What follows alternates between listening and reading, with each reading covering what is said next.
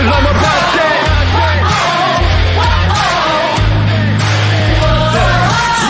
I'm about that come up, running up on them fools that are talking foolish. Try to get them funds up, killing them mics just like I ran the jewels in. Y'all gonna get done up frontin' on that kid with an attitude, but you can't really blame this motherfucker. It's what he had to do.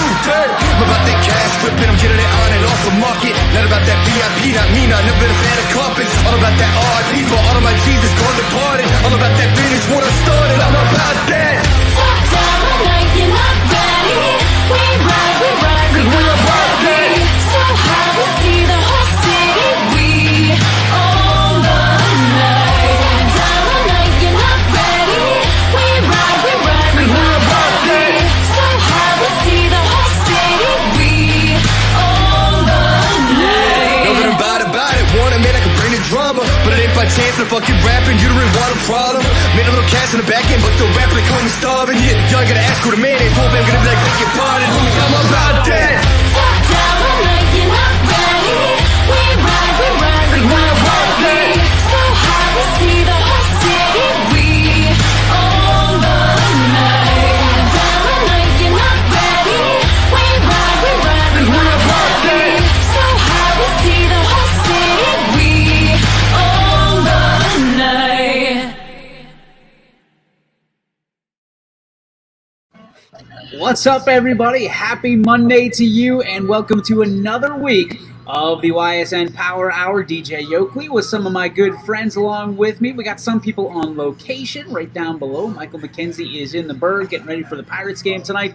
Guys, it was a busy weekend in sports. Baseball is back. We're going to check in for how long. Ty, you've got an interesting take on how long the MLB is going to be around. But first, we have to celebrate. It is National New Jersey Day.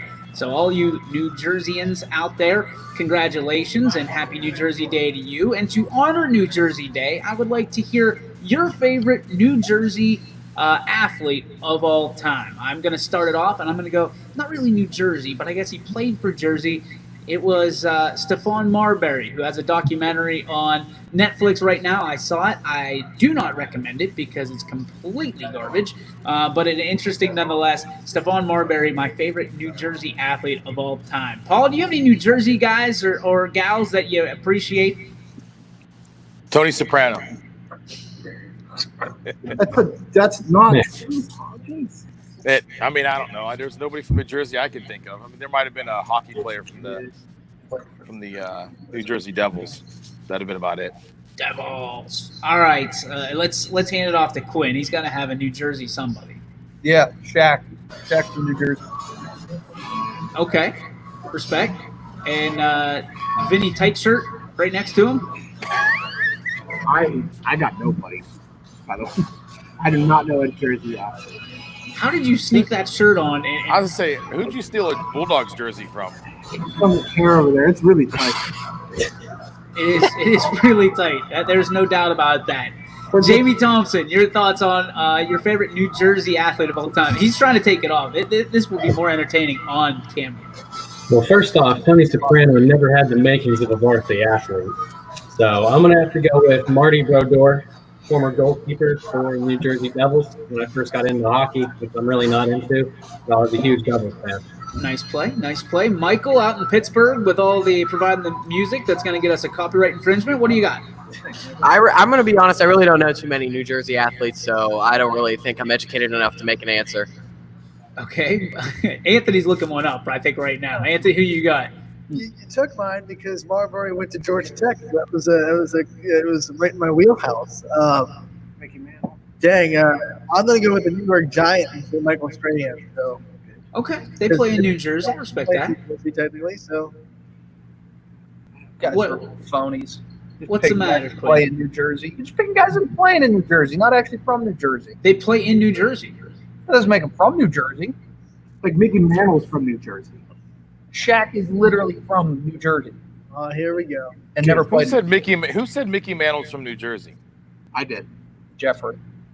I was right. Where on earth did you get that from? He's from New Jersey. My reliable sources. Reliable sources. Well, there we go. There's your problem. You know, Mickey Mantle was from the Midwest. Same thing. I don't think Oh. Jeff really knows where New Jersey. I think we need to fact check that one before we say Mickey Mantle's from New Jersey. Born in Bavina, Oklahoma. There we go. All right, same thing. Oh, same thing. They're right next to of each course. other. His dad was part of the mob, so he needed to go sit down there and stay down there. We got it. We get it. I think you're thinking of like the wrong Mickey Mantle. You're thinking of like Mickey Blue Eyes or something stupid like that. We have somebody chiming in. Ty, go ahead and give us your New Jersey favorite player while we look at If we're Eric going Bailey. from New Jersey, like they're actually from, it'd probably be Mike Trout. If we're talking like born from New Jersey, Mike Trout is probably my favorite. We don't make rules for this. I don't know where Quinn comes that we're making You rules said for. player from New Jersey. Yes, you can play in New Jersey or you can be Doesn't from make New you Jersey. That's from all. New Jersey. Like, When did you start making rules? that's how grammar is. Oh, grammar. We're gonna go by grammar. So did you want to of- clarify, Quinn, that it was players who played in the state of New Jersey, whether it was the Nets or the Devils or something like that? Did you want that clarified? New Jersey is though. National here- Jersey Day is from New Jersey. The beauty of this is we've started this show and we are 5 minutes in, and Quinn's had an entire 5 hours to chip into what goes on the show, and he doesn't say a word till we go live. So congratulations, we're all excited for you. Thanks for being a producer, Monday morning quarterback. Eric Bailey chiming in. We miss you, EB. Said, heard baseball is easy. Throw ball, hit with stick, run. Thoughts? For this particular avenue, we're going to start with Jeff Bezos just because. I think it's a smart place to start. Jeff, your thoughts? Hey, baseball is an easy sport, all right? Anybody can play baseball. I could play baseball, and I did, and I was terrible at it. Baseball is an easy sport. I'm sticking behind it 100%. You caught the most heat out of anybody I've ever seen on this show before. I was in Scene Park, and they were talking about you and saying, I can't wait till that guy pops up on Monday because he is going to get electrocuted by Billy McCartney. And lo and behold, no Billy. He was scared. No Billy Mack. And he says I've got a special message from one of the Creekside 14U coaches Go ahead. to Growler. They told you to shut up. They never want to hear you talk again. Those kids are 14. They told you you're stupid. It was The one of the coach. coaches. The The coach. coaches said you were stupid. Hey, did they get eliminated? Did they? That's Did they get ice. eliminated? That's ice cold. I've been asking. Yes, they did. Yes, did. they did. Well, then, EB, I could go out and play football, and I don't think I've ever played football in my life. Anybody can go out and try to play any sport. you would get demolished on the football field. Can I just And you can I would just- strike out swinging, looking like a fool on the baseball field. Are you throwing it against me? Because I'm hitting you a dinger on you, bub. I'd love to see you try. Kent I'd love Murphy to see over you there. try. Oh. You're gonna look like Bartolo Colon swinging out of his shoes. Bet. Big sexy hit one. Yeah. Hey, Bartolo Colon hit a home run, by the way. Hey, stop One taking your home run. information from the guy next to you. That's One bold. home run. Let me just rephrase where we're going with Shake and this. bake over there. Yeah, we got Ricky and Dale. Jeff, I was told, and you and I kind of talked after this because I thought it was hilarious. You were trying to say that the idea of baseball is Yeah. simple. It's not that the game is easy. It's that the complexity is just not there, and it shouldn't be, right? You're Right. not saying that playing the game of baseball is easy. You're saying that how you play, the details of it, Yeah. it's a simple concept. Yeah. 100%. So why don't you just say that? But I can't go back on what I said. I don't take things back. I don't take things back. What I said. Swallow your pride. So you're all in on this. You're all in on baseball is easy, even though you really don't believe it. Baseball is an easy sport. Football is an easy sport. Basketball is an easy sport. Wow. You All lost an easy you lost sport. all credibility. You lost the little amount of credibility you ever had. We're trying to help you here, friend. They don't know you. We're trying to help you here, friend. Oh yeah, we got the Jerry call coming. Yeah, we're getting a fight. Keep in mind, Jeff, that Michael is 16, so you can't literally I'm not- swing it. Not gonna happen. It's out. Let's get to some sports outside of baseball being easy. And if people want to chime in at quote baseball is easy, he's gonna have a different name, I think, every time. Last week was Growler, so we'll make sure we keep it going, guys. Interestingly enough, football coaches from the state of Ohio meeting with Lieutenant Governor Houston this week to talk about their 38-page document that they proposed last week about playing football this year and how we can still play and make sure that there is a season for fall sports. Your thoughts on where we're at now, 1 week away from the quote-unquote kickoff of the 2020 fall sports season? Start with Ty. I don't know. I've been on the side of pessimism this entire time, and I see these professional sports in the NBA, the NFL, MLB. I see these sports struggling to keep the virus contained. I see these sports struggling, playing all their games with that. And these are companies that have millions of dollars, and they have the ability to test their players every single time. They have the ability to contain it more than these local high school teams do.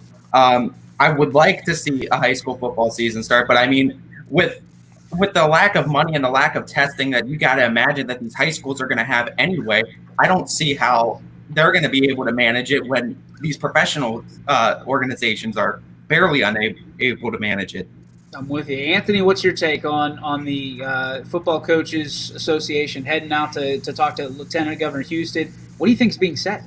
Well, I'm just glad that there's conversations being had, and it shows that there's progress being made, and it's not just a bunch of people sitting on their hands and not doing anything. I mean, people are fighting for a football season, and whether it happens or not, at least we're going to have a decision. I mean, I hope that this means we're going to have a decision sometime soon. That's what we really want. We want someone to tell us we're either going to have a football season or we're not.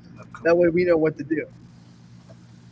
Michael, we're going to take you off mute. Go ahead.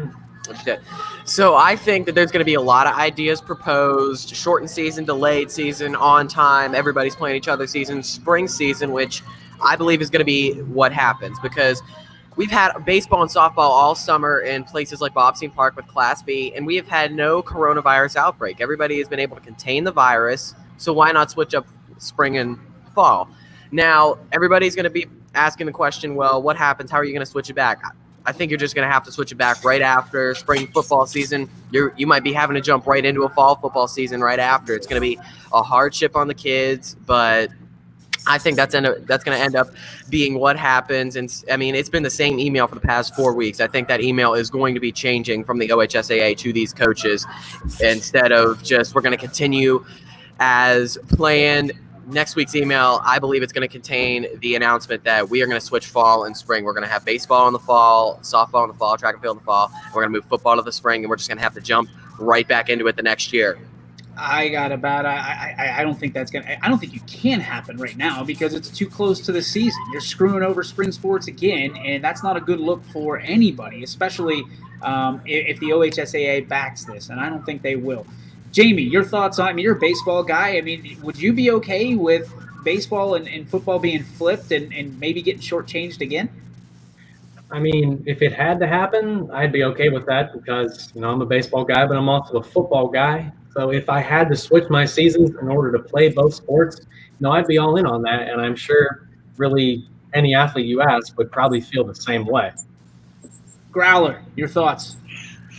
Well, to go off what Michael said, it's too late to go switch the sports because you got football already conditioning and getting ready for the season. So I think it's just too late to switch the sports.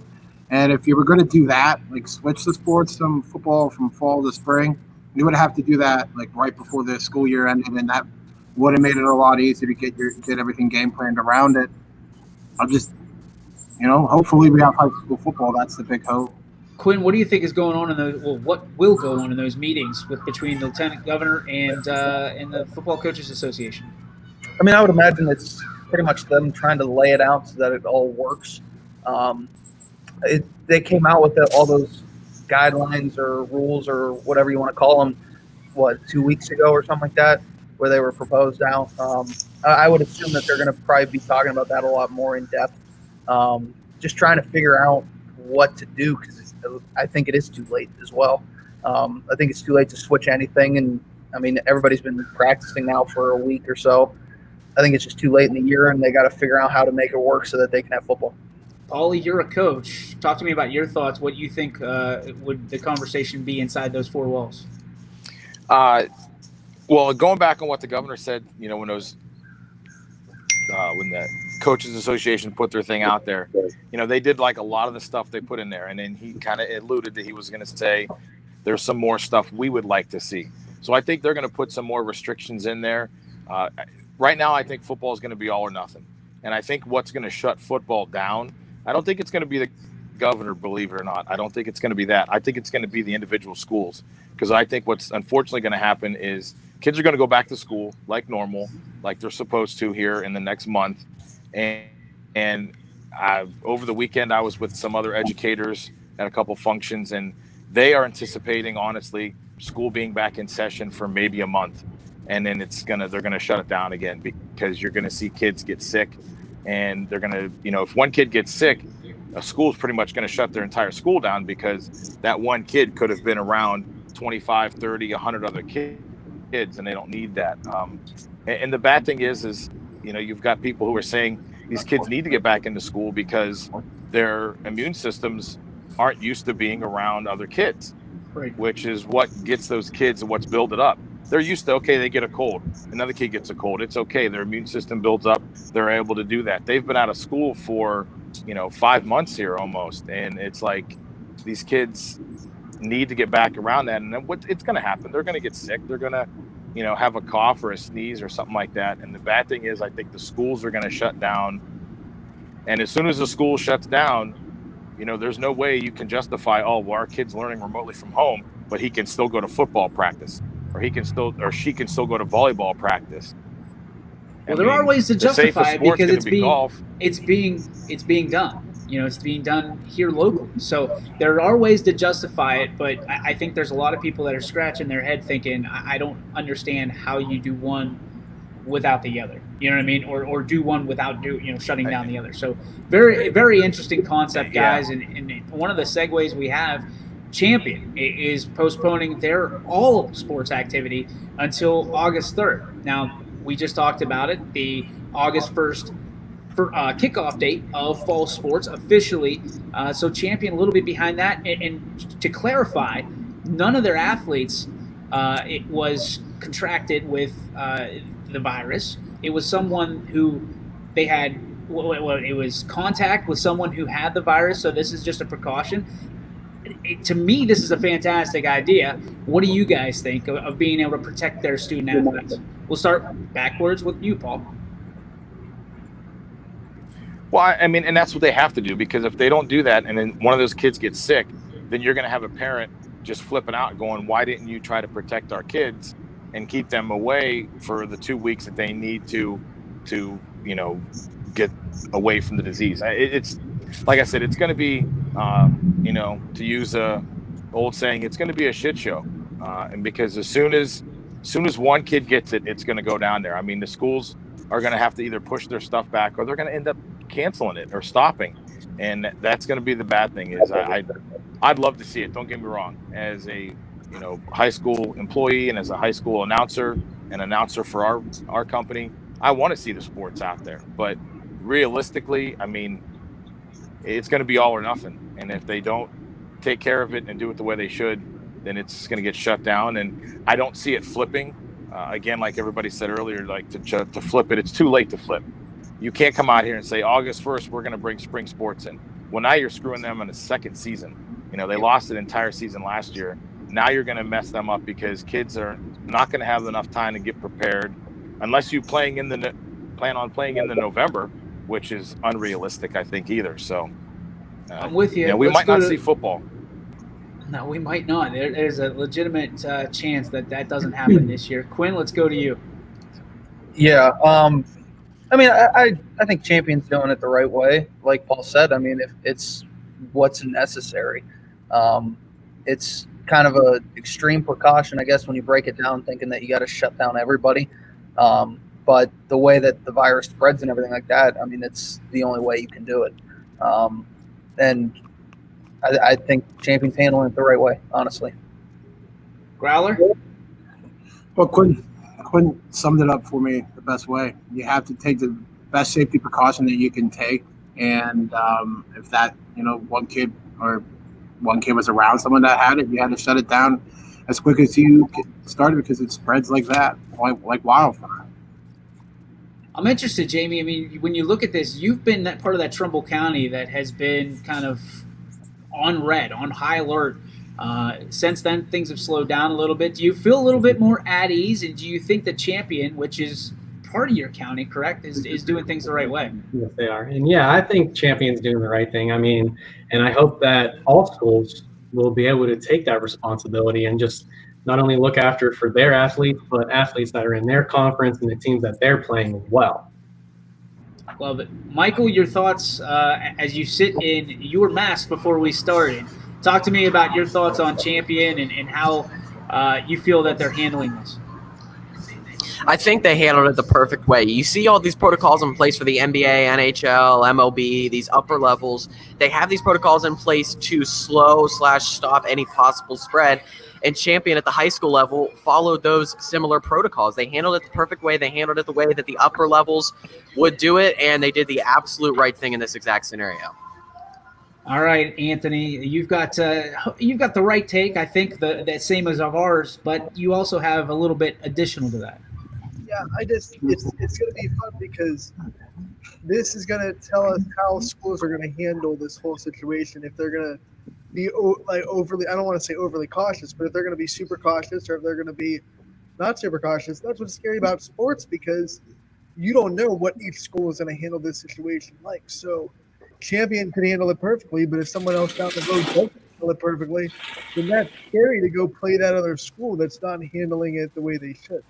So because you don't have control of every school, there's really that unknown factor when you're going to play someone else, whether or not they're handling it as well as they should be.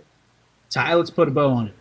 I agree with you a lot, Anthony. And I think that Champion did handle the whole situation correctly. You got to keep your kids safe. But I think I agree with you a lot, too, on that all these schools are doing things a different way, and none of them are on the same page. And that's the thing with sports is that everyone needs to be on the same page to have a successful season. So if some schools aren't postponing because someone has it or came into contact with someone has it, it really just messes up the whole season. And then you got some teams that are playing games when other teams aren't. And then there's going to be all kinds of teams that are behind and some that are ahead of each other. And then, I don't know, I feel like you're creating a scenario where it's just going to be too chaotic to really play out the season. And that's another reason why I err on the side of pessimism for a football season. All right, let's play a fun game, guys. So now everybody's saying that Champion makes the right move. I agree with you wholeheartedly. Now the question becomes, would you rather drop the hammer right now and cancel the season, or would you rather wait 4 weeks and drop the hammer or assess the situation? I'm of the drop the hammer now and just let everybody come to peace with the situation as it is. Let's go to Jamie first. Start us off. I mean, I see where you're coming from, just saying to drop the hammer now, let everyone know. But I also think there's a lot that can change in 4 weeks. Like 2 weeks ago, we were in the red over here in Trumbull County. Now we're in the yellow, so things are getting better. So I want to see it play out. Maybe things can get better and just got to stay optimistic because at the end of the day, everyone wants to see sports. Everyone wants to see football come back. Dynamite take. Thanks, Paul. Appreciate it. Thanks for throwing him on the mute button. Let's go to Anthony. Anthony, your thoughts on drop the hammer now or drop the hammer later? If those are the two options, then just drop it now. Because the worst thing you can do is get these kids geared up for a season and get them ready for a season and then pull the rug out from under them on September 28th or whatever the first football game is scheduled for and say, we're not going to have one now. I would rather just axe it now and not even worry about it. I mean, if those are the two options, absolutely drop it now so we can react and we can adjust accordingly instead of being geared up for a season and then seeing it go away a day before it's supposed to start. Or, God forbid, it has to get shut down 2 weeks or 3 weeks into the season.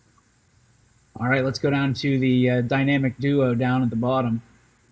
Guys? Well, I'm going to throw a little curveball. I'm going to say play it out for a little bit. And, I understand that sounds like really bad because of what's been going on, how quick COVID-19 spreads. But if you just hammer it down now and cancel the season, that there's no way you can start the season back up if it gets better. What if it gets better? Are you going to now tell the kids at midway, oh, sorry, we made a rash decision. Not a rash decision, a decision to keep you guys healthy. Did you say rash? Yeah. That's a good word. You're welcome. I think I used it in the right term. I don't think that's the right word. Precision. Like you're making a Rash. There's a B in front of the rash. Oh, wow. Rash is something you get when you go to the places you go. So no. No, like if but no, like if you make a rash decision, It's a brash. it's the same thing. It's not the same thing. I'm in the same boat, and I've said it that way before. Yeah. So like if I didn't even you notice have the season and now have to cancel the season, like at least you can postpone the season if it gets bad out and stuff. So before I'm Spell that. intelligent word, by the way. But I really look smart. Michael, let's go to you. My gosh. Now, if we're gonna be forced to axe the season, whether it's now or later, I'm axing it now. But if we're waiting later to make an educated decision, I'm gonna wait later, even if it is 4 weeks. We're pulling out the rug from these kids on Thursday before Friday. I know that sucks so hard for these kids, and I don't want to see that. But I think it's all going to depend on what the MLB does now that the Marlins outbreak has happened. I'm not going to touch on it too much. But if the MLB decides to go on a hiatus after this outbreak, and there's no real bubble situation that the NHL and NBA have, they're going to be the only leagues that really have this under control. If the MLB is not able to get this under control and they have to go on a hiatus, axe the season in about a week. But if I have to axe the season either now or later, we're doing it now. Yeah, I agree with you. Ty, here's a question for you. Let's throw a twist in it. Whenever you look at this, let's say you have an injury over the next 3 weeks and then the season gets canceled. Is that all for nothing? I mean, I think the whole season is all for naught anyway, because I think it's going to get canceled regardless. I would drop the hammer right now because right now you're in a position where these professional leagues are barely able to handle it, and you can do as much as you want to try to keep the players and the fans socially distanced. But what you can't take into account for is what they do outside of the football field, outside of the baseball field. And when a football roster has 80+ players, like some of these big schools like Fitch does, you can't account for what these players are doing outside of Friday nights and their practices. So you really can't contain that, and I feel like it's all inevitable anyway. And queuing on what our guy Robert that commented, you're just save the budgets. Why spend the money? Why have these fans buy these season tickets, and then you're going to have to refund them, go through the whole process of that? I think there's a flip side to that, because here's the problem: is if you don't have the season, you don't have the revenue. So the revenue is directly correlated with these budgets. So if you don't have a season, you don't have the money to be able to kind of formulate the rest of the year and going into next year. So this is a two-part problem. So if we don't have fall sports, including football, and I hate to always say football, but football is the main moneymaker. If you don't have that, then you're going to have problems with your budgets just the same. So that, and to be quite honest with you, I firmly believe that is exactly why the decision has not been made to chop it at this point. I firmly believe they're going to hold on as long as they can until they have an abundance of evidence, and then they're going to axe it, because then they'll just have to deal with it. Maybe there's more COVID money out there, the CARES Act as well. So, Paul, you were in and out, and I knew you're handling business on the front porch there, like the dude from I forget, Clint Eastwood movie. Yeah. So go ahead with this. I mean, your thoughts on axe it now, axe it later. Well, I mean, you hit it right on the head. It's all about money. They can say all they want that it's about the safety of the kids and things like that. But I mean, in reality, it's about the money. They don't want to pull the plug right now, because the rumors started at the end of spring season that if OHSAA didn't have any kind of fall revenue, whether it be from the playoffs or, any of the ticket sales that they're going to try to get, they could go bankrupt. And and they need the money. And the bad thing is they don't see a lot of money during the regular season. They don't see it till the playoff time. So for them, they want to see a season as best they can. One of two things I think are going to happen. Either we're going to play, and then halfway through or a couple weeks in, there's going to be a pause, because they're going to take a break, and kids are going to get sick, and they're going to have schools that are going to shut their schools down, and they're going to stop their programs. And then it's either going to be A, done for the rest of the season, or B, I could see it picking back up. and schools, they're going to make some kind of adjustment to where they've talked about it in the springtime. They talked about what they could do for the fall. They already expanded the playoffs from 8 to 12. There was talks about them going to let everybody in. I think that's what you're going to see. I think you're going to see if they only play a couple weeks and take a break, and then they pick back up and pick up the rest of their season, and the schools only got 5 to 7 games under their belt. I think you could see everybody making the playoffs just so they can say, listen, we're going to have a playoff. It's going to be bad news. And you're going to see everybody in the playoffs.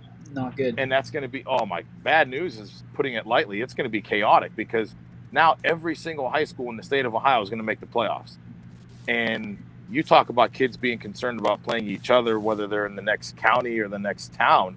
Now you're going to be playing kids from, different parts of the state.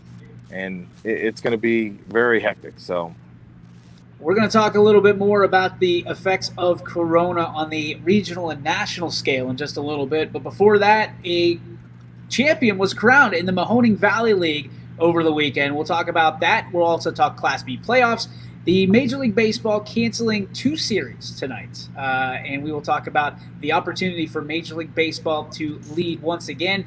The NBA bubble has been popped. We're going to figure out if the NBA season is coming crashing down as well. We'll also introduce you to our question of the day. What's easier to perform, a contested three-pointer in a game or a squeeze bunt in baseball? All that and more, as well as your G. Burbick Farms What's Your Beef coming up on the Power Hour on YSN.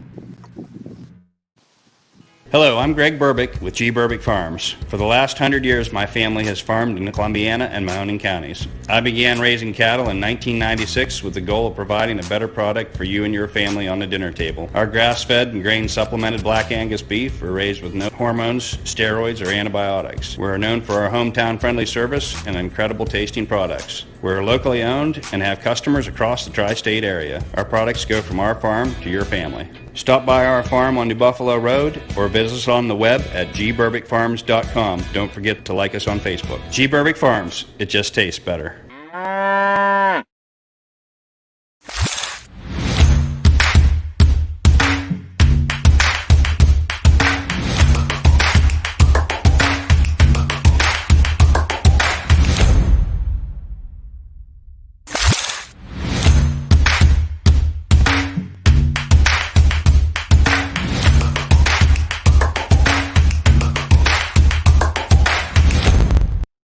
Good evening, and thank you for joining us. Let's get right to our top More story experienced tonight. reporters. A new Wilmington At restaurant. GM Lordstown, Telling more local stories We'll look at baby efforts boy to is curb recovering from a broken. around our Good valley. Community in afternoon. Niles, We are one here in Triangle Valley Youngstown, right business. Because you expect It's important for everyone. No place like home. more local news. In Mercer County Before Court. they become life-threatening. 21 News is our valley's #1 local news. Welcome home to a home made homier with Baird Brothers Fine Hardwoods. Inspiration starts at BairdBrothers.com and is turned into reality when high-quality hardwoods are delivered right to your home. Baird Brothers has the latest design trends, shiplap and skinny lap interior siding, antique oak rustic flooring, and, well, you'll find them all at BairdBrothers.com. Ordered easily, delivered conveniently, enjoyed comfortably. BairdBrothers.com. And welcome back, ladies and gentlemen, to the YSN Power Hour. DJ Yoakley with you. And guys, we have a champion crowned over the weekend with the first ever Mahoning Valley High School Baseball League. And congratulations to the Columbiana Clippers for winning 20-10 over the Salem Quakers, a league that, if it doesn't happen, there is no baseball, no community league really around here for our players to play. Paul, you were one of the coaches and one of the few that were able to participate in this league. Talk to me about how the league was run, the success of the league, and if you think it was an overall success for the players. I agree 100%. It was an overall success for the players because you look at it was high school kids, and it was all the high school teams. There were 7 teams that were in the league, and for the kids to get out there and finally get to play, since they didn't get a spring season, it was definitely good for them to get out there. you had Coach Wolf out of Columbiana was the one who put it together, and he did a great job. Putting 7 teams out there, and everybody had a great time. It was back and forth. I mean, a lot of teams roster batted, so sometimes you were batting, 14, 15 kids, which normally wouldn't happen in a regular season. But for the coaches, I think all the coaches were definitely happy to have this league because you got to see the kids get to play who lost the season. You actually got to see 5 grade levels, even your upcoming freshmen, your freshmen next year who are 8th graders right now, they got to play in this league too. So you kind of got to see where your program might sit for next year. Most of the teams, I would probably say every single team was without a lot of their big guys because a lot of those guys either played down at Scene or they played on a lot of their travel ball teams and they weren't able to make games. So, I mean, it was a good time, and you take it for what it was. It was basically a lot of JV guys out there playing and having a good time, and the coaches got to see a lot of their players, which I think was a definite good thing to see. Well, I think it happens again. I don't think this will happen again because, hopefully by next summertime, we have our regular seasons out there and kids are going to go play summer ball and stuff. You won't see something like this again, but to have this for this one summer, to get the kids out there and have something instead of nothing. I mean, we played a total of, including your playoff games, we played a total of 15 games. So, I mean, that was great to do. Jamie, just recently graduated. Again, a baseball player, don't want to beat a dead horse. Is this something that you wish you had when you were tenured at Hubbard? Yeah, I think it would have been real cool to have something like this because, we have co-league in Hubbard, and really not a lot of guys will play even baseball in the summer where football's cool. But I think this was a great thing to have, definitely for the guys that didn't get to have their senior season. So, and it was great. And I don't think a lot of guys for Hubbard that graduated this year really played anywhere. And it would have been nice to see them get involved with something like that, but just didn't make it happen, I guess. Let's look at the other side. Michael, you're a baseball player yourself for Beaver Local. Is this something that you'd like to see continue down the line, to have a summer league to play with the same guys and have the OHSAA kind of open it up so you can play with your high school teammates during the summer? Yeah, I'd love to have this happen. I don't think Beaver Local had a team, if I'm not mistaken. If there was, I probably would have been playing in the league. Some of the kids Salem's team. Went on and played at the Salem team, excuse me. But yeah, I'd love to see Beaver Local have a team. They've had some players scattered at Scene and at Mahoning Valley, but I'd love to see this continued. It was great for the kids that really, really, really wanted to play a baseball season, and it got axed. They got the rug pulled out from underneath them. I really want this. Anthony, you had a chance to kind of write about it during the year. You were able to see a couple games on YSN. What's your take on this league? Was it a success, and would you like to see it come back next year? Well, it was just so good for the mental health of these kids to be able to go out and play something. I mean, if it's not baseball, it was something. I mean, it was really good for a lot. I mean, the kids that aren't going to play travel ball, they would have been sitting at home all summer, scratching their heads and not really knowing what to do. So it gave the kids an outlet, and it gave them a sense of normalcy. And I'm sure Paul coached there, so he could have said that when he interacted with the kids. And it was just a little bit of a sense of normalcy for the kids to get back on the baseball field with their high school teammates and kind of forget about the world that we're living in right now. Ty, we talk a lot about travel ball all the time. When you look at a community opportunity like this one, with the way the MVHSBL, trying to make sure I get all the letters in there, took place, do you think there's opportunity for kids, especially if you're talking about 8th graders who haven't really made that jump yet necessarily into high school? Do you think there's opportunity for a little bit of kumbaya between teams before you take the field for the first time as a varsity squad?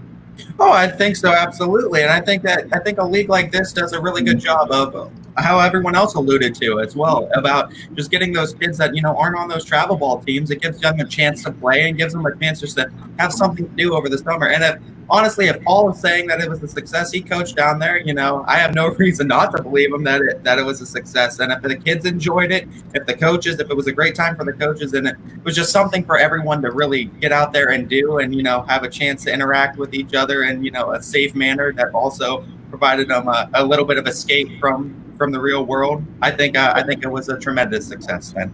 Guys, the Class B playoffs have been underway for nearly a week now, and now we enter the championship round, and the Astro Falcons have contenders in each and every division. The 14U, they will be playing the Whiting Roll-Offs. In the 16U division, they'll be playing Nightline. And in the 18U division, they'll be playing Creekside. This is the second straight time that Creekside and Astro Falcons have played in the championship game. When you look across Class B, Michael, you've called a lot of games. What team is left that just still impresses you that's not named the Astro Falcons? I'm going to go with the 16U team, Nightline. I really like what Creekside was able to do with the 18U division, but I have not seen them, and they have not impressed me as much as Nightline was. I love Jake Coral on the mound. You told me he did get rocked by the Astro Falcons, but what he has done throughout the season, him and Anthony Masucci have been a great 1-2 punch on the mound for Nightline, and them at the plate, they can hit the ball pretty well. I really thought at the beginning of the season Nightline was going to go undefeated and take that 16U division, and then the Astro Falcons stormed in there taking advantage after a couple of Nightline losses. That's the series I think goes probably farthest in the Class B playoffs. I'm really interested in that series. I'm also looking forward to the 18U because Creekside, like I said, they lost last year. Looking for a little redemption as we move towards the 18U playoffs. These are guys that you just never know. You never know really all the guys that are going to show up. There's lots of opportunities for you as an 18-year-old to be a lot of different places. So I know Coach Pletcher is loving the fact that they're back in the championship. They've got great pitching. They've got D1 commits up and down the lineup. But I think Creekside has something to prove. When you look at it, Creekside has opportunity here where they can go, listen, it's David versus Goliath, and we're going to sling stones as many times as we can. And it's going to be a great series. I really do believe that Creekside needs to get out and take game one if they want this series. Otherwise, they are in for a steep fight in games 2 and 3. But you look at the 14U. 14U Astros have been outstanding this year. They have Colton Rourke, who's leading by example. His dad, Scott Rourke, is the manager and obviously the commissioner of the Youngstown Class B. It's going to be real interesting. And really, if you look at it, Whiting has talented lineups up and down their system as well. Whiting is a team that in 16 and 18, Jamie, as you've seen, they have a lot of the same names in the lineup. Do you think Whiting can really make a big step forward with a possible victory in their first ever championship? I mean, it's definitely a tall task for Whiting. You know, playing Astro, they've been consistent. They had, 2 losses throughout the 3 divisions down in Bobstein Park in the regular season. But I think Whiting, hey, everyone's got a chance down here. Like, I played when I was 16. We were the 5 seed, and we were able to take the championship. So Whiting's got a chance here. Like you said, a lot of consistent names throughout their lineup. And I think they're a gritty team, They just go out there and they fight. They're not going to give up. And I'd like to see them take it from Astro. I don't want to see Astro across all 3 divisions winning it. I like to see competition. Scott Rourke's going to kill you for that comment right at the end there. So yeah, that's all right. Hey, congratulations. I'm Astro guy. I've only ever played against Astro. All right, guys, let's take it to the regional/national with the Major League Baseball. A great weekend, great opening weekend for Major League Baseball. And then it hits the fan here this morning when you hear that the Yankees, Phillies, and the Marlins and help me out, anybody? Orioles. Are they're going to cancel their series because of positive COVID tests. Is this a sign of what's to come in Major League Baseball? And if it is, does Major League Baseball have the same opportunity to lead as they did before? And do you trust that they won't poop down their leg once again like they did the first time around? Let's go to Anthony. Well, they absolutely have a chance to lead. I think every major sport is watching MLB right now because how they handle a massive outbreak for a team, especially in Miami, is going to kind of set a blueprint to either what to do or what not to do if they don't handle it correctly. I think it's really interesting to see what they do with Miami because they have 12 players by the rule that are out right now off their roster. 12 players can't play. And in the 138-page kind of memo that the commissioner and the players have, Manfred has the right to deem the season competitive with the competitive integrity gone. I don't know if you can say the Marlins can put a competitive team on the field with 12 roster spots gone. And if you can't say that, I mean, do you say the Marlins can't play for another week until some of their players can come back, or do you cancel their season? And if you do that, you have to kind of rearrange your schedule. I don't know how they're going to handle it with Miami Marlins and what they're going to do, but it'll be kind of interesting to see how they do handle it. Let's go down. Let's go down to usually helps when your mic's on. Let's go down to the Brash brothers that want to talk about if this could be a leadership thing for baseball, or do you think that they're going to just squat down their leg again? I'll take this one, but well, first of all, like to say baseball took the lead in anything to start up sports was it's pretty rationable right there, because Rob Manfred is stooge, man. Like how they What was that word? Rationable. Rationable. Still not right. Like rational? Rational. Oh boy.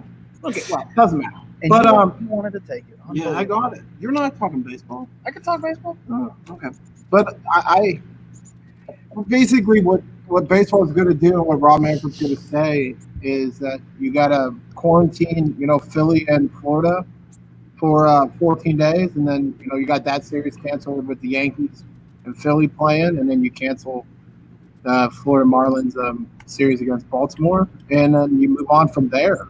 And hopefully you don't let the players decide to play with the 3 positive tests they had yesterday went before the game.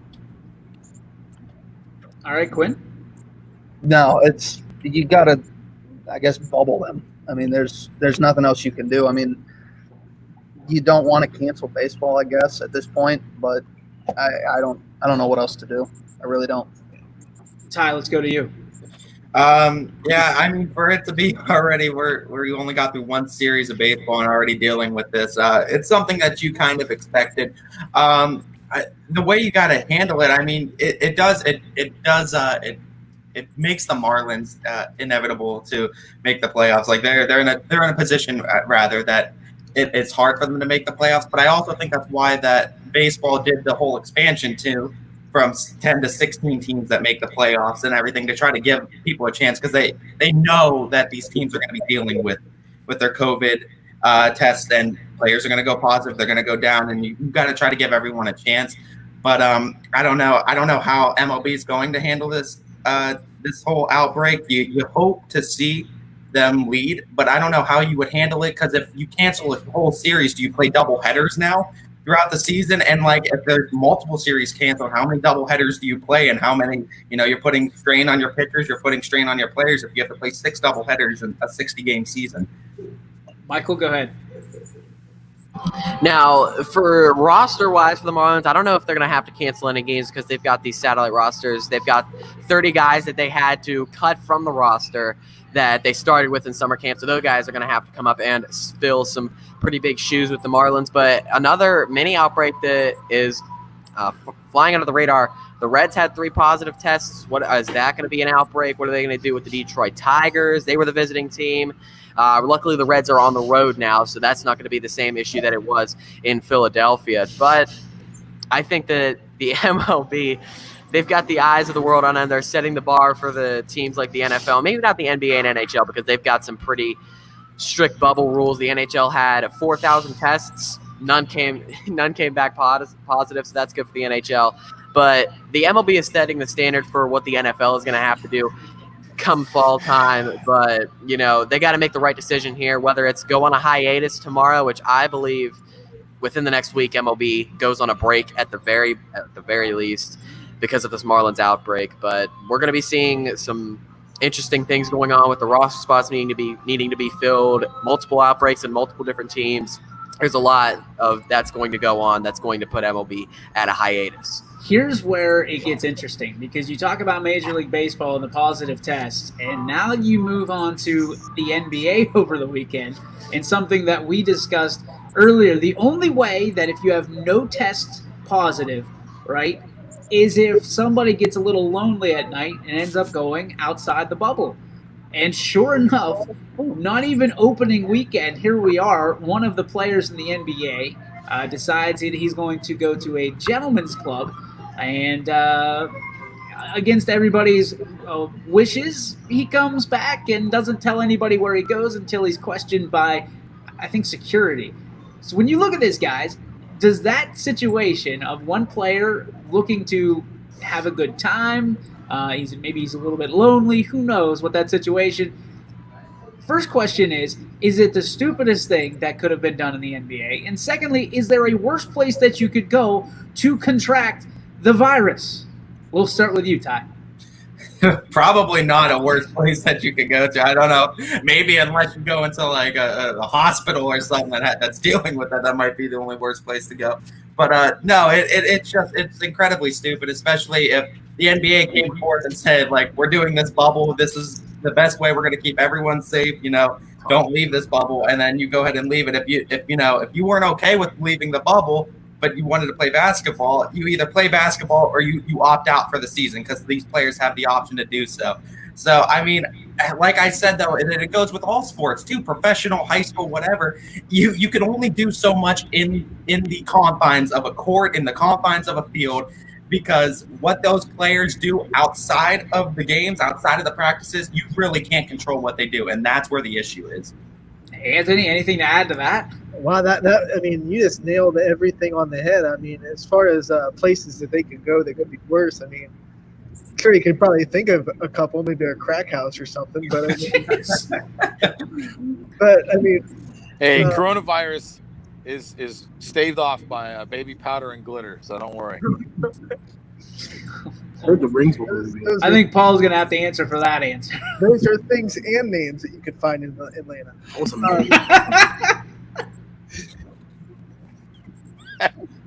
Nice play. Let's go with Mike. Mike, what do you got? There's no way What does Mike know about a strip club? Hopefully nothing. He's got a tape. I know nothing about it. Only thing I know, he might be contracting more than a virus if he goes there. Oh, boy. You know what I mean? But why are you breaking the bubble just to go to a gentleman's club? That's the worst place to break a bubble. At least go pick up some Grubhub or something if you're breaking the bubble. Can you guys hear me? What did Paul say? You're good. Okay. Paul just likes to talk. He's on America Online still. Oh, I forgot he's the one with the bad internet. But if you got more than one, if you got people following in his footsteps, breaking the bubble just to do stupid things like that, NBA is going to be gone within a week. This is going to be terrible because it's going to create bad habits for these NBA players that they think they can sneak away and break the bubble. And there's too many people breaking the bubble. That's going to end the season. Paul, mute yourself. Jamie, go ahead. I mean, this really isn't even the first time the NBA's had. I mean, we've seen players invite people to come into the bubble with them and just get some business done. So, and honestly, it was a terrible move by Lou Williams. It was absolutely horrible. And if I'm a teammate of his, I think I would have to beat the hell out of him. I'd be so mad. Do you think that LeBron James would fight this guy if it actually shuts down the NBA? You think it would go that far? No. Well, I think Lou Williams could take LeBron because LeBron's soft anyway. Ooh. Kimosabi, let's go to the next box. The Brash Brothers. I heard that he had to go to that gentleman's club. Those wings were really good, I heard. The wings? Yeah, that's what he went for. Okay. I was on Patch Stuff this morning when I was watching it. It was like he went to get the wings. Hey, he made a bad decision. We all get it. We get a little lonely. So if he wanted a little bit, have some fun, you gotta go. Like, he's quarantined for 10 days. They have 0 tests positive of COVID-19 in the NBA to date today. So if he gets test positive, like, he's quarantined right now. He's not around anybody. So once again, the ideas and opinions expressed by YSN do not necessarily reflect the company. So when Jeff speaks, we all kind of are on pins and needles. So Quinn, let's go to you. You're an NBA fan. You're a basketball coach. Your thoughts on this? Yeah, I mean, like Jeff said, there's 0 tests. And if Lou Williams wants to go get whatever he did, whether it's wings, a little ass, whatever, it don't matter if he comes back negative. It's so what?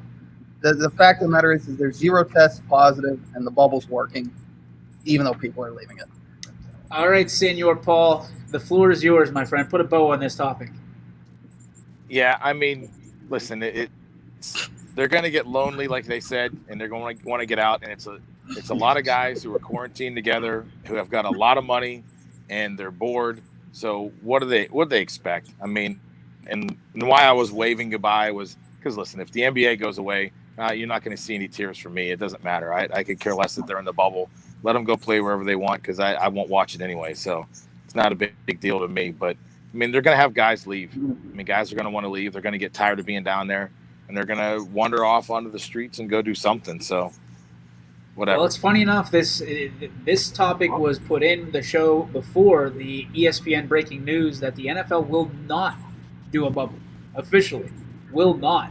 And we'll talk about that probably tomorrow. But interestingly enough, I think that says it all, that the NFL seems like the bubble may not be the best situation. When you get that much testosterone in one place, something's going to break. Something's going to break. The NBA has the advantage, though, of having 15 players on a team, and the NFL has, 53. 53. So you'd have to have 3 or 4 bubbles and put 10 teams in a bubble, maybe, and logistically it's a lot harder for the NFL. I'll just put it. Quinn says no. Football. They can do it. It's just logistically. You would have to do it at Olympic style. The NBA has a much involved. easier job doing it. I agree with that. The NBA is easier than football, but football can't do it. They can't do a bubble. No. It's impossible. We talk about this tomorrow on tomorrow's show. Right. Thanks, Jeff. I appreciate you playing producer there for a minute. Hey, I was just helping you out, bud. I know that's your job, is to help me out. Let's go to the question of the day, guys. This one kind of garnered a little bit of back and forth because what is easier to perform? Going in the spirit of Mr. Betos, what's easier to perform? A contested three-pointer and make it, or a successful squeeze bunt play in baseball? Let's just start it off right there with Quinn Pushkar and Jeff Betos. It's a no-brainer. It's the contested three. It's so much easier to perform, and I hate saying it, but it is. Your odds of succeeding in that are almost exponentially higher than the squeeze bunt because there's so many more factors that go into the bunt. Wow, I did not see that coming. I did not see that coming at all. All right, Jeff, you're on. I would definitely opposite of him. It's a suicide squeeze, man. It's perfect timing by the runner on the third base side because if he goes too early, that dude gets plunked. It says which is easier. Oh my gosh. Yeah. A bunt is not easier than a three. Yeah. No. Yeah. Oh my God. I've done it. You're an idiot. I've done it. He's allowed to have his opinion, Quinn. Jeez. Well, his opinion's wrong. Thanks. Plain and simple. It's wrong. It's not. It's easy. You're squaring to bunt. You're already like this before the You pitch is can't delivered. see. Yeah, I can't. These are like the two old guys in the Muppets over here. You're right. I told him not to start with me today, and he didn't. So Let's move on. Jamie, your thoughts? Well, personally, for me, easier to perform would have to be the squeeze bunt. I mean, I'm a quick guy, so obviously I would bunt a lot, so it was always easier for me. But taking a look at like an overall view, it's probably the contested three-pointer because being down at Scene Park, I don't think I've seen one successful bunt unless it's been off of a fielder's error. It's been rough. It's been rough. Michael, your thoughts? I've hit a contested three, and I have not successfully performed the squeeze bunt. I'm going to go with the contested three. I think I've seen 2 or 3 squeeze bunt attempts, all unsuccessful at Scene Park this year. Contested three is much easier because there's a lot more factors that go into the bunt. Where's the pitch coming? Is it going to be high? Is it going to be low? You have to make sure you bunt it down third base because if you completely whiff on that bunt, Dude's dead. runner Yep. coming home's out. Anthony, go. It's a contested three, and it's for a reason that hasn't been said yet. I mean, the factor you have to rely on someone else to execute a squeeze bunt. It's not just you. I said that. Yeah, you just said factors, but the fact It's everything. You got to actually see the ball to hit the ball. You got to have everybody playing. So the fact of the matter is, it's just you shooting a three, and if you execute, you execute. You can execute the bunt perfectly, and if the runner on third doesn't do his job, then you still don't get the squeeze bunt. To be honest here, you got to be safe too. There it is. Well, the bunt? No. Oh yeah, you're right. Well, you're right. The runner Ty, does. go ahead. I mean, just agree with you, Anthony. Yeah, a contested three-pointer, I think, overall is easier. There's way too many variables in making a squeeze bunt successful. And you're also depending on where the pitch is thrown to even make it successful. If you want to lay it down any sort of line, and not right back to the pitcher. And it also depends on the type of pitch that they're throwing. If they're throwing a wicked curve at you compared to a fastball, that also has a variable to get that bunt down as well. So, I mean, I think way too many variables get down to squeeze bunt. I think if you look at the success rate of squeeze bunts compared to contested three-pointers, I think you're going to see that people make a lot more contested three-pointers than they do lay down contested squeeze bunts. Paulie, bring us home. I'm going to fall right in the same boat. I mean, I think the contested three-pointer is going to be a lot easier to do than the bunt. I mean, because there's, like I said, there's so many factors. The speed of the pitch, where it's located. Who says you don't bunt it up into your face or something too? I mean, as a baseball coach, you don't see a lot of good bunters to begin with. And then on that, to be a sacrifice suicide squeeze bunt too is even rarer to see. So yeah, it's easier for the basketball guys to, get up there because gosh, you just throw it up there and all kind of things can happen and you get lucky and it goes in. But if you don't bunt it fair in the lines, whether it's down first base or third base, I mean, you bunt it back to the pitcher, he's out. Are you explaining or what are you doing here? Laying it down. G. Berwick Farms, what's your beef? Brought to you by G. Berwick Farms. Visit them on the web at gberwickfarms.com. Guys, what's your beef on this Monday? Paul, we'll start with you so everybody else can speak. I don't know. I guess it's all the crap I get from you clowns. I mean, geez. Sometimes it's just like whatever. You guys think I got internet problems. I can't hear some of you guys most of the time. That's because you have the internet problems. I got beautiful Wi-Fi and all. You got Hughes GenNet 4 is what you got. I'm pretty sure that's what you have out there. Armstrong. I got Armstrong, and it works just fine with everything else. So, well, that's because we can't say anything because Armstrong's going to be a sponsor at some point. So great internet, Paul. We're really proud of you. Excited. That's right. Thank you. Let's go to Q. Q, what do you got for your beef? My beef's with Paul today. I'm looking into his glasses more than anything when you zoom in on him, and he's got a great front lawn and everything, and we've never been invited to do a pop-up power hour on his front porch. This is true, Paul. Let's see this. Look at that. Lawn. Is that an American flag there, Paul? Darn right, there's an American flag there. That's all right there. What's up? Support America, baby. Yeah, we don't get to do a pop-up power hour. Hey, bring it on! I'll put some G. Berwick steaks on, and we'll grill up here and have a little. We won't be able to get on the internet, so there's a problem there. So. There you go. See, bashing the internet again. You know what? I'm calling Armstrong and telling him don't do it. Don't do it. Okay, that's fine. Nope. You do your best. You do your best. Let's go. All right, JB. This ought to be interesting. Internet all day Stop talking. Stop. You're gonna get kicked out. Seriously, bud. JB, go ahead. Okay. It's only a minute left anyway. Okay, everybody, it is me. That was all me today. I had a terrible show. My brain got a mush over the weekend. I had to play a good time, but that's firmly on me. Okay, beef was with me today. Gotta get better. That's all that matters. Gotta get better. And Mike, I can hit a home run off you. You're up, James. All right, I guess I got a double beef here. First one, people that don't know how to bunt. It's the easiest thing in the world. Just lay it down, do your job, execute. My second one's kind of a combination in me and Anthony Rama, my usual partner. We don't have any YSN merch. We're trying to get some, man. We're still waiting for it. Rama said we're supposed to get it at the beginning of football season. We're still waiting on it. That's on me. Michael, what do you got? Oh boy. See, there we go. He's fired up. He's fired up. We can't hear you. Unmute yourself. Yeah. Completely agree. My bad. There we go. All right. My bad. He's in PNC Park right across the street. His name is Kyle Crick. I cannot stand it when that dude goes out to pitch. Kyle Crick, that's your Kyle Crick. All the flailing around was a guy named Kyle Crick. Yep. Well, at least I didn't say something stupid like baseball is easy.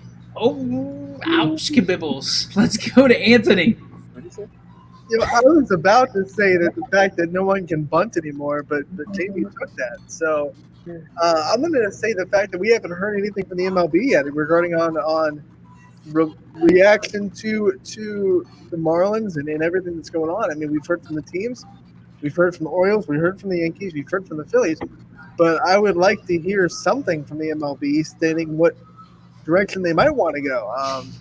I want to hear something from Manfred, but it doesn't really give me a lot of hope in thinking that they might handle it well. Wife giving a crap. Your wife Kidding me. Oh man, Ty, let's go to you. I think all my beef lies within both professional athletes and professional sports in general, because you put in all these things that try to make sports safe, and you're leaving the bubble that's in place, and then there's people that are playing baseball with positive COVID tests, and it's ruining the whole thing that these companies and these leagues are putting forth in place, and it seems like it's all for naught because people just can't follow the rules in place. Oh, good show, boys. I'm proud of you. Excited for you. That was your G. Burbick Farms What's Your Beef segment. We are in overtime. We appreciate all of you tuning.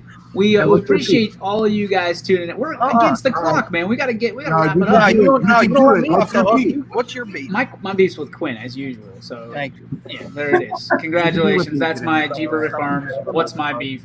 Congratulations, Quinn. We appreciate you and all you do and all the idiocracy that you bring to the table. And apparently it's contagious. It's contagious. It's terrible. That box there is infected. This box right here is infected. It's on me. Rationable. Name this weekend again. Rationable. That's going to do it for the Monday edition of the YSN Power Hour. Tune in tomorrow from 3 to 4. We'll be here again. New topics, some new faces. You never know what you're going to get. It's the best hour of the day. It's the YSN Power Hour. So long, everybody.